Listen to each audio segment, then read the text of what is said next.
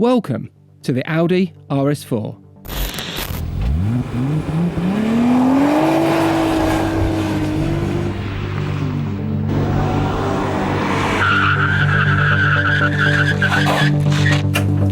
After the success of the RS2 model, co-developed with Porsche, Audi launched the first generation RS4 to the public at the 1999 Frankfurt Motor Show.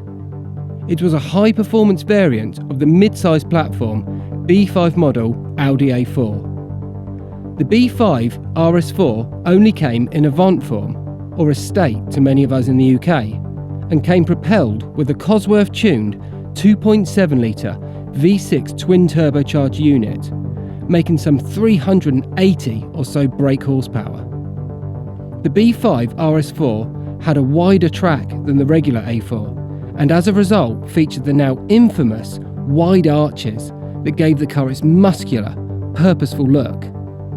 The only transmission available was a tough 6-speed manual, and the car featured Audi's Torsen 1 4-wheel drive system.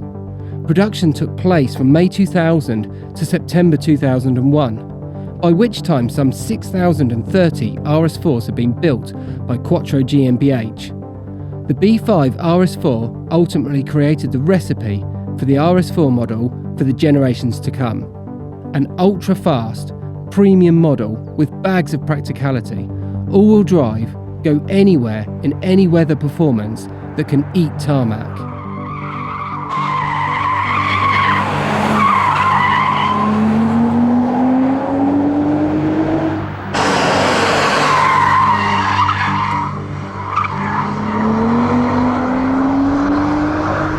And so, we lead on to the 2020 model year B9 Audi RS4.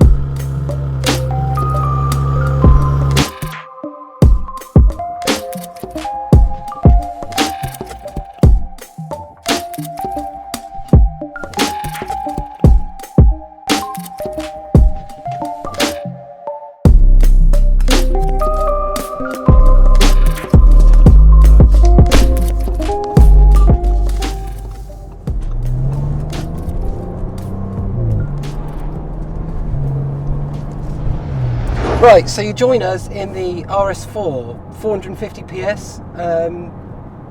So this is kind of like the end of an era. This is, the last sort of the line of the petrol-powered RS model Audis, and this being the sort of M3 rival, really. So we've got a V6 now. Yeah, so we're 2.9 litre V6, turbocharged. So it's gone from the naturally aspirated V8 to the turbocharged engine, and the RS4 started with the turbocharged V6, so sort of come back that way, but more through emission regulations and tightening legislation. But still, the power and performance that's available here, I believe, will be quite startling. But we're just getting a feel for it. It's so gentle and docile as you just sort of pootle around, and nothing like its aggressive exterior,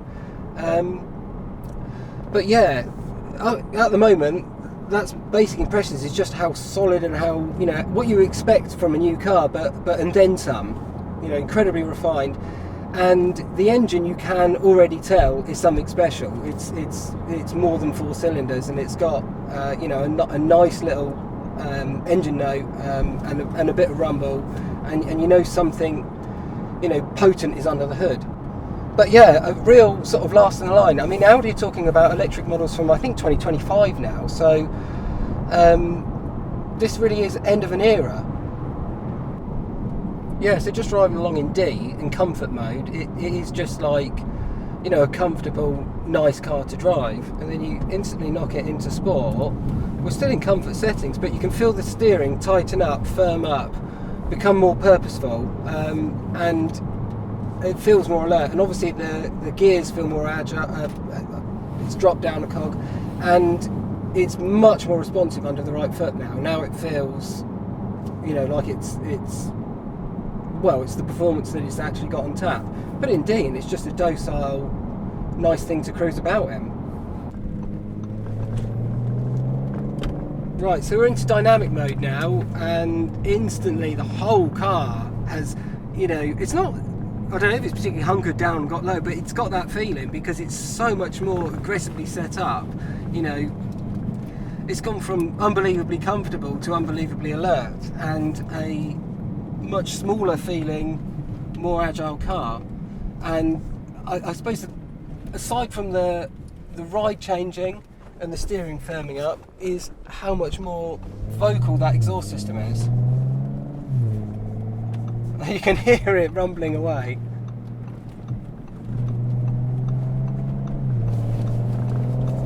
It's probably given us some interior volume through the speakers. These days a lot of cars manufacture the sound in through the cabin, but it's a welcome thing if that is what's going on. Because they're not doing it in an obtrusive way. It actually sounds pretty natural. Yeah, I think it must be, but it sounds lovely.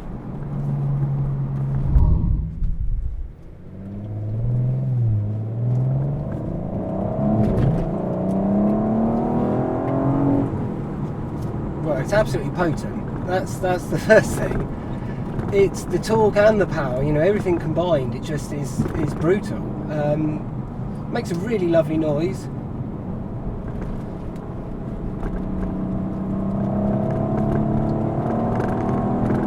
It's unbelievably capable.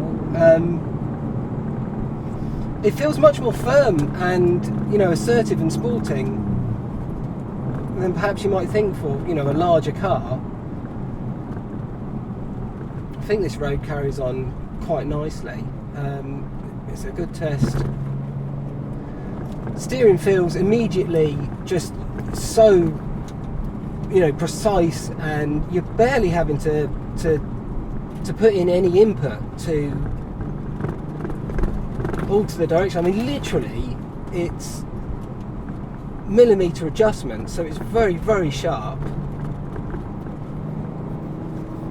We're quite busy and dynamic on these really quite bumpy roads in the countryside here.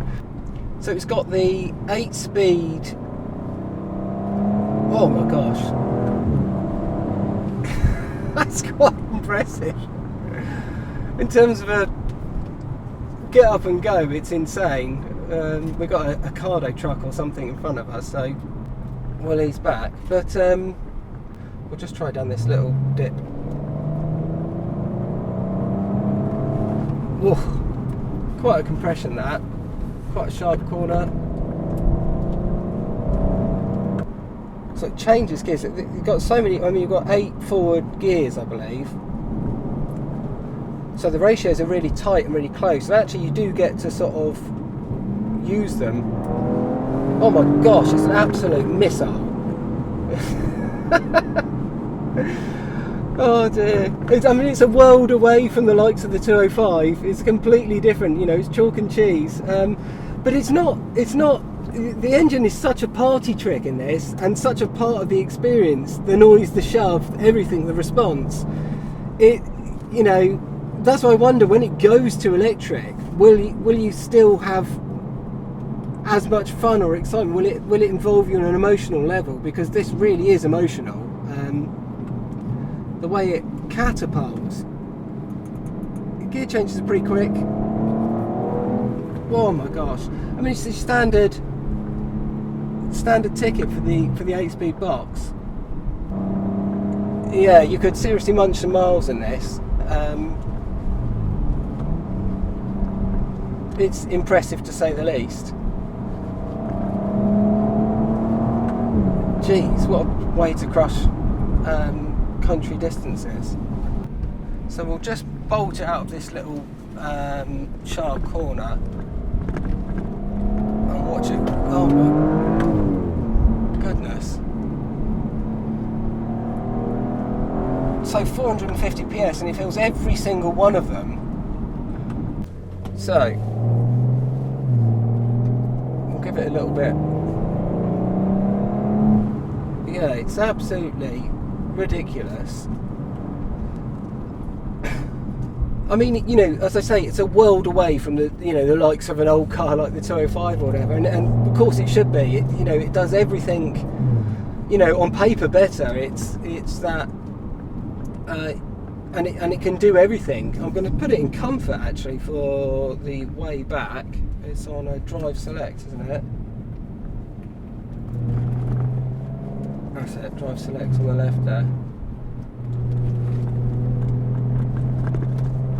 Lovely old Land Rover there. So gone into comfort for the way back. Actually it's quite nice because it's immediately ironing out the creases, and these roads are quite busy and quite bumpy. Presumably we can still do comfort but sport, so you've still got the throttle response and the engine noise, but you do have a more compliant ride. Yeah, it's interesting. You've got the sledgehammer engine still, but really good ride quality. Audis have a reputation for build quality, and you know, certainly on first impressions it lives up to that. Everything is solid. There's absolutely no sound in here at all. You know, it's completely isolated away. It's a lovely place to be. The seats are great, got plenty of support. The driving position is fantastic. You know, it's electric seats. So yeah, one of the other amazing feats of these modern engines is that it seems to pull hard. Obviously you get the torque from down low now. You get the torque, you know, much more immediately.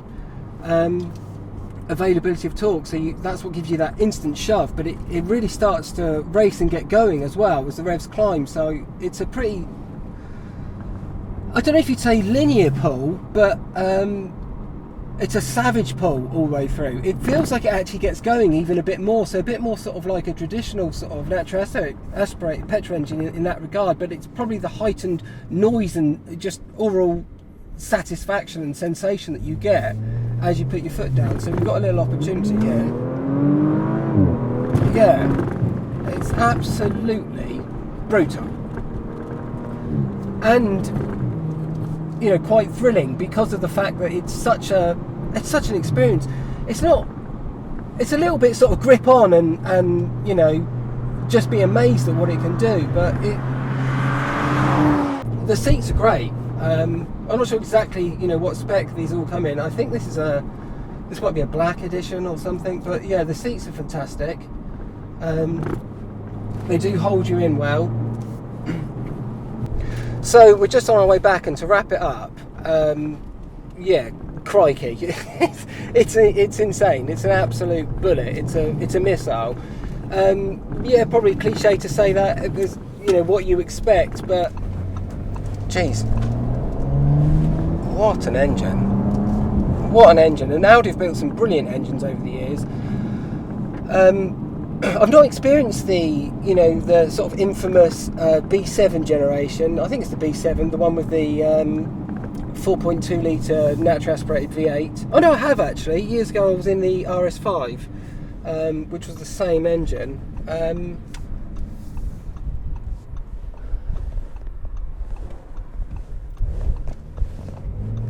There we go.